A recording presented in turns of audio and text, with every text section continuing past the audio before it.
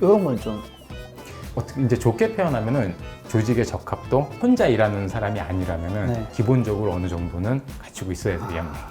한국의 노동시간 1시간당 그 GDP 생산 금액은 달러 기준으로. 안녕하세요. 김작가TV 작가이치의 코너입니다. 오늘의 책은 바로 이제부터 일하는 방식이 달라집니다.입니다.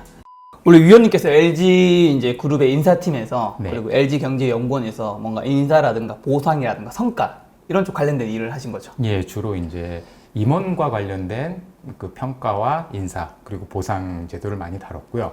그 외에는 이제 조직 문화라든가 네. 일하는 방식 이쪽으로도 상당히 좀 오랫동안 일을 해왔습니다. 아, 여기서 임원이라면 임직원이 아닌 그 좀 높은 직급에 계신 임원 말씀하시는 거죠? 그렇죠. 이제 상무 이상, 이제 리더급의 인사 쪽을 주로 많이 오랫동안 해왔습니다. 아, 갑자기 너무 궁금해졌습니다. 예.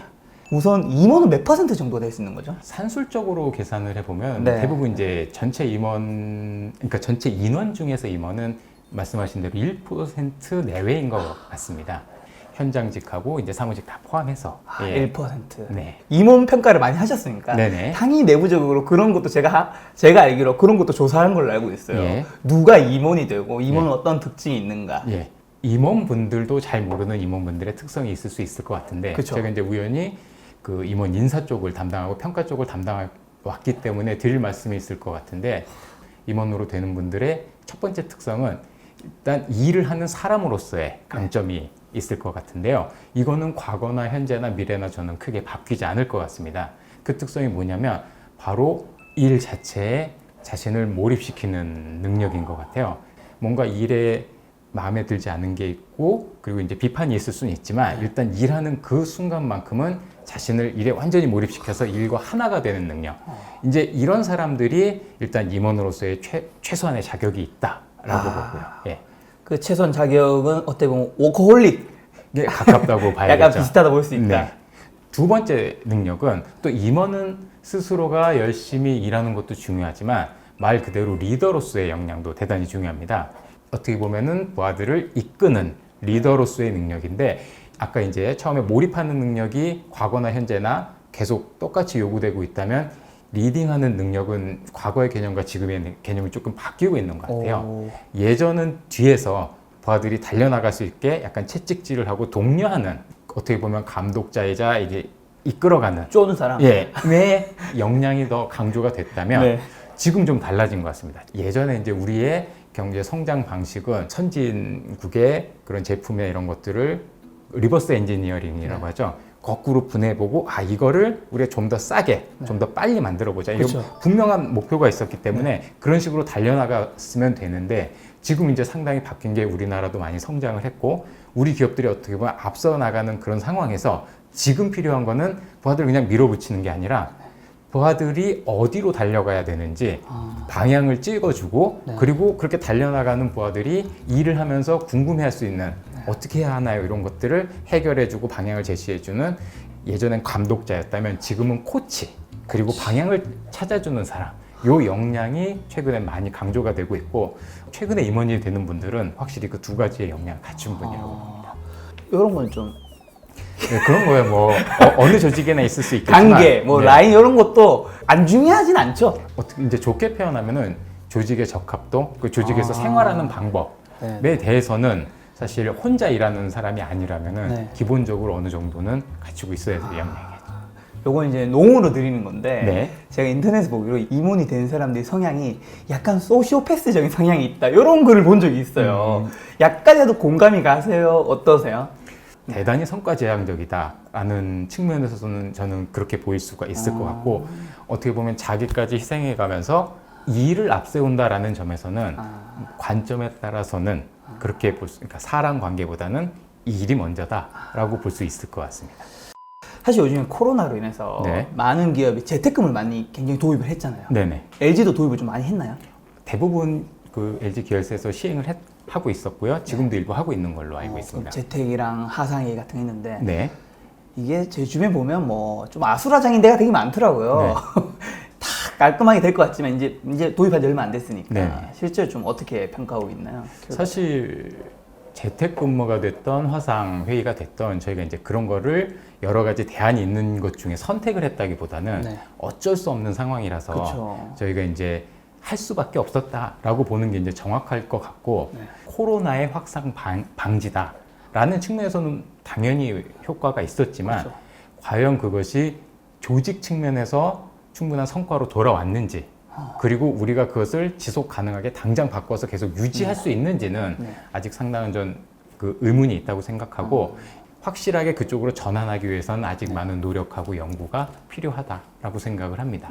재택근무를 했을 때 좀 그래도 드러나는 장점과 단점 한 가지 정도만 얘기 좀 해주신다면. 103분이라는 숫자가 있습니다. 103분. 예, 그러니까 2시간이 좀 못 되는 시간이죠. 이게 뭐냐면 우리나라 평균적인 직장인들이 출퇴근을 하면서 길에서 보내는 시간이 평균 103분이라는 조사가 작년에 있었다고 합니다. 일단 장점이라고 한다면 회사에 가지 않고서도 일을 할 수 있는 거니까 그렇죠. 분명히 그런 시간을 절약한다는 점에서는 개인의 삶의 질이라는 측면, 시간 절약이라는 측면에서는 분명히 저는 의미가 있다라고 생각을 합니다. 그리고 또 사람에 따라서는 꼭 필요치 않은 그런 대면 접촉이라든가 맞아요. 이런 것들이 줄어들면서 오히려 효율성이 높아졌다라고 생각하고 삶의 질이 높아졌다라고 생각하는 분들이 있을 수 있는 반면에 단점으로는 몇 가지가 이제 저희가 있을 것 같은데 7% 제가 이제 정확히 기억이 안 나는데 메러디언 효과라는 네. 예, 그런 게 있다고 제가 들었는데 저희가 이제 의사소통을 할 때 있어서 사람들이 의사소통을 할 때 있어서 그러니까 언어로 구사되는 그런 이제 텍스트 기반의 내용은 전체 커뮤니케이션 중에서 차지하는 비중이 7%밖에 안 되고 38%는 말하는 톤이나 아니면 어조 그리고 55%는 이제 제스처나 그죠. 자세, 뭐 표정 이런 거에 이제 좌우한다. 그렇죠. 예. 그 연구 결과 원래 시사하는 바가 비언어적인 것이 그렇죠. 굉장히 많은 걸 네네. 차지한다. 그런 측면에서 봤을 때 우리 이제 재택근무라는 것은 사실은 그렇게 서로 접촉하고 어조나 이런 걸 주고받기 어렵다는 그런 게 되는데 저도 이제 지난주에 화상회의를 한번 해봤어요. 네. 6명의 회의를 했는데 5명은 한 회의실에 있었고 이제 거리상 한 분 참석하지 못하시는 분만 네. 화상으로 연결을 했는데 이게 쉽지가 않은 겁니다. 쉽지 않죠. 예, 일단 그 5분 외에 나머지 한 분은 계속 잘 안 들립니다. 안 보여요. 뭐 이 말씀을 하시고 네. 이 회의 내용에 이제 참여를 잘 못하시는 그런 게 아직 기술적으로나 이제 저희가 이제 익숙하진 않기 때문에 아마 그런 느낌이 드실 거예요. 직접 모여가지고 회의를 하는 게 KTX를 타고 어디를 가는 거라면 화상회의를 하면서 하는 거는 이렇게 무궁화호를 타고 가는 듯한 그런 느낌이 그렇죠. 들 수도 있을 것 같습니다. 그 화상회의나 아니면 재택근무 같은 게 분명히 가능한 직종이 있다고 생각합니다. 그러니까 혼자서 특정 시간을 집중해가지고 일을 해야 되는 거는 집에서 혼자 일을 하는 것도 충분히 성과를 낼 수 있지만 그렇죠. 그게 아니라 뭔가 같이 모여가지고 협의를 해야 되고 의사소통을 해야 되고 협업이 해야 되는 그런 일들에 대해서는 아직까지 우리가 인프라나 이런 것들을 좀 더 갖춰야 가능할 거라고 생각을 합니다. 그렇죠. 이번이 어떻게 보면 그 트리거 역할을 하는 시기인 맞습니다. 거죠. 예. 사실 우리나라 한국인들이 굉장히 열심히 하는 민족이잖아요. 네. 근데 그런 거에 비해서 노동 생산성이 굉장히 낮다는 부분들이 있더라고요. 예. 노동 생산성은 크게 이제 두 가지 측면에서 저희가 볼 수 있을 것 같습니다. 그러니까 국가 전체적으로 이제 양적인 측면이 있을 것 같고요. 네. 질적인 측면이 있을 것 같은데 저희가 이제 2018년 기준으로 우리나라 전체의 GDP 순위를 보면 세계 10위라고 이제 나와 있습니다. 한국 GDP 10위예요? 예. 와. 그렇게 보면 사실은 양적인 측면에서 우리나라의 생산성이 낮다고 보긴 어려운데 그렇죠. 저는 이제 문제가 되는 거는 질적인 측면. 그럼 과연 우리가 노동하는 1시간, 일하는 1시간당 생산하는 GDP의 가치는 어느 정도 수준이냐 이걸 보면은 저는 아직은 좀 우리가 개선할 여지가 많다고 보는 게 같은 해, 그러니까 2018년 네. 한국의 노동시간 1시간당 그 GDP 생산 금액은 달러 기준으로 39.5불, 그러니까 40불이 약간 안 되는 네. 수준으로 이렇게 나타났습니다. 근데 이제 OECD 평균이 50불이 넘는 걸로 나타나고요. 예, 그리고 저희가 이제 선진 7개국이라는 G7, 이번에 저희가 이제 G7 모임에 초대를 받았는데 G7의 평균은 60불이 넘습니다. 예, 그리고 이제 북유럽에 있는 노르웨이 같은 나라는 그 1시간당 그 GDP 생산 금액이 85불에 달합니다. 그러니까 저희보다 2배 이상 높은 거죠. 저희가 양적으로 규모 면에서는 상당히 높은 수준의 생산을 하고 있는 건 맞지만 1시간 일하는 그 시간 내에 얼마를 생산하느냐는 아직도 계산할 여지가 많은 것 같습니다. 어떻게 보면 이 수치가 의미하는 게 이 규모가 크잖아요. 네, 근데 이 큰 거에 우리의 양적인 시간이 조금 많이 들어간 부분도 있겠네요. 그렇습니다. 한국인이 이제 평균적으로 일하는 1년에 일하는 시간은 독일의 1.5배 이상 1년 동안 그렇게 하는 걸로 이렇게 나타나 있으니까 우리의 1년은 어떻게 보면 독일인의 1.5년 가까운 셈으로 그렇게 일하는 맞아요. 거죠.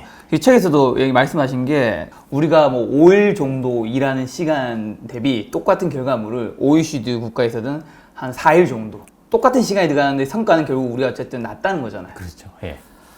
그럼 낮은 이유는 뭔가요? 그건 어떻게 뒤집어 말하면은 우리의 일하는 시간 중에 사실은 성과가 나지 않는 네. 일이 아닌 일이 상당히 많이 껴있을 수 있다라는 말이라고 할 수 있을 것 같습니다. 네. 한국 기업에서 이렇게 노는 사람을 찾기는 쉽지 않아요. 그렇죠. 예, 다들 열심히 일하고 뭔가 바쁘게 일하는데 네. 이제 그것이 진짜 성과를 내는 일인가? 네. 그거는 약간 미지수라는 거죠. 사실은 일은 하는데 결국은 성과는 안 나는 헛손질이 상당히 많을 수 있다라고 저는 보고 있습니다. 위원님이 쓰신 책에도 보면 그 대한상공회의소 2018년 조사 결과에 따르면 응답자들이 근무 시간 중 생산적인 시간이 57%에 해당하는 5시간 32분에 불과했다. 시간 자체는 어쨌든 이렇게 절대값이 있으면 생산적인 시간이 이것밖에 안 된다는 거잖아요. 예. 조사 내용을 조금 이제 소개를 해드리면 네. 실제로 이제 일하시는 분들이 하루를 어떻게 보내시는지 스스로 이제 측정을 하게 하고 그 중에 생산적인 시간과 그렇지 않은 시간 이제 분류해달라고 부탁을 드려가지고 대한상공회의소에서 조사를 한 내용을 보면 우리나라 직장인들은 하루 평균 식사 시간 포함해서 11시간 정도 이제 회사에 있는 걸로 나타났고요. 하지만 그 중에 말씀하신 대로 생산성이 있다라고 보는 시간은 57%에 불과했고 나머지는 생산성이 낮은 시간이다라고 이제 응답을 했습니다. 저희가 이제 주 52시간 이야기를 많이 하잖아요. 52시간이 과연 일하는 시간으로 충분하냐 부족하냐 이거 이제 여러 이야기를 할 수 있겠지만 일단 부족하다는 이야기를 하기 전에 먼저 우리가 일하는 이 11시간 가까운 시간 속에 효율적이지 못한 시간 이걸 어떻게 효율적으로 바꿀 것이냐를 먼저 논의한 후에 이제 그 다음에 일하는 시간이 충분한지 부족한지를 논하는 게 저는 순서라고 생각을 합니다. 그럼 일하는 시간이 결국 40% 정도가 지금 버려진 시간인 거잖아요. 그렇죠. 예. 어쨌든 이 버려진 시간, 어쨌든 일을 망가뜨리는 원인은 한 3가지 정도가 있다면서요. 예.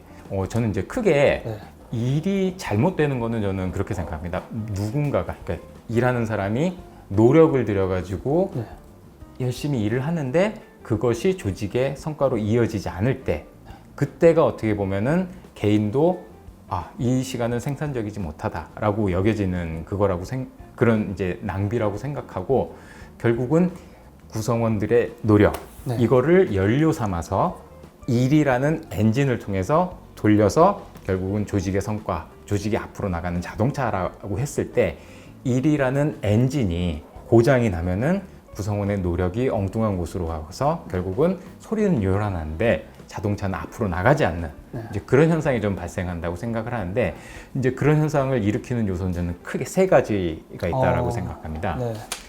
첫 번째는 구성원들 자체가 일을 조직의 성과를 내는 수단이 아니라 뭔가 사욕을 채우거나 이기심을 추구하는 수단으로 보는 이제 그런 경우가 저는 일부 있다라고 봅니다. 그러니까 예를 들면은 이 일은 실제로 우리 조직의 성과에 기여하진 않지만 내가 상사한테 잘 보이는데 도움이 돼. 라는 이제 그런 식으로 이제 개인의 이익을 위해서 나의 노력을 다른 조직이 아니라 다른 쪽을 위해서 돌리는 게 있고 이제 두 번째는 조직의 제도나 문화가 잘못됐을 때 발생한다고 저는 생각을 합니다. 그러니까 제도의 실패라고 할 수 있는데 조직의 제도나 문화는 구성원의 노력을 그 조직의 성과로 이어주는 이제 길이라고 할 수 있을 텐데 그 길 자체가 엉뚱한 쪽으로 나 있으면은 구성원의 노력이 이제 세게 되는 거죠. 그러니까 예를 들자면 저희가 이제 평가 제도를 설계를 하면서 그 시장에 나가서 경쟁사를 이겨서 얻어오는 성과보다 오히려 조직 내에서 나의 이제 동료와의 경쟁에서 승리했을 때 훨씬 더 이제 많은 보상을 해주는 그런 이제 잘못된 이제 성과 제도를 설계를 한다면은 구성원들이 이제 밖에서 돈을 벌어오거나 경쟁사를 보지 않고 이제 그 눈이 자연스럽게 내부에. 이제 우리 내부에죠. 나의 동료를 향하게 되면서 그 노력이 엉뚱한 곳으로 시장을 향하는 게 아니라 동료를 향하게 되는. 이제 두 번째, 제도가 잘못됐을 경우가 있을 수 있고요. 세 번째, 이제 저는 일이 망가지는 원인으로 생각이 마비되는 경우가 있다고 생각을 합니다. 아까 말씀드린 개인의 사육 추구나 혹은 제도가 잘못됐더라도 그 조직에 있는 사람들은 다 생각을 할 수 있기 때문에 아, 이것은 잘못된 것이다 하고 바로 잡을 수 있는데 어떤 상황에서는 이런 생각을 통한 자정작용이 이제 전 멈추게 된다고 보는데 뭐 여러 가지 요인이 있을 수 있지만 첫 번째로는 조직이 지나치게 권위적이라서 뭔가 이거 잘못된 거 아닌가요? 라고 얘기를 했을 때 그걸 억누르는 그런 조직에서는 이제 구성원들이 쉽게 생각을 멈춘다. 아, 내가 이런 얘기 해서 뭐해? 그런 일이 있을 수 있고 또 조직이 너무 커가지고 조직이 어떻게 돌아가는지 너무 복잡해서 알 수 없을 때도 그리고 또 너무 바쁠 때도 사람들은 쉽게 이제 생각을 포기하고 그냥 하던 대로 일을 하자라고 하는 그런 태도를 갖게 되면 일이 잘못되거나 개인이 잘못된 행동을 해도 그냥 그것이 고착화돼서 조직에 흘러가게 되는 그런 문제가 생긴다고 봅니다. 실제 방금 말씀하신 그런 권위주의 문화가 우리 가까이에서 몇 년 전까지만 해도 세계 점유율 1위를 했던 휴대폰 회사 노키아가 그런 경우에 해당됐다면서요? 노키아 같은 경우에는 좀 독특하게 석유 기업인데도 불구하고 상당히 권위적인 문화가 있었다고 합니다. 그러니까요. 그래서 최근에 이제 한 2, 3년 됐는데 그 노키아가 왜 이제 실적이 나빠지고 몰락했는지를 다룬 이제 논문을 살펴보면은 이제 내부 직원들과 이제 인터뷰를 통해서 나온 거에 따르면은 뭐 그런 증언들을 했다고 그래요. 의사소통이나 의사결정 체계가 북한 같았다. 막 이런 얘기가 나오고. 유럽이잖아요. 유럽. 핀란드 아닌가요? 핀란드입니다. 그리고 참 저희도 생각하기 어려운데 그 경영진하고 회의를 하다가 경영진이 폐가 찢어질 정도로 소리를 질렀다라거나 막 이렇게 한다면서요?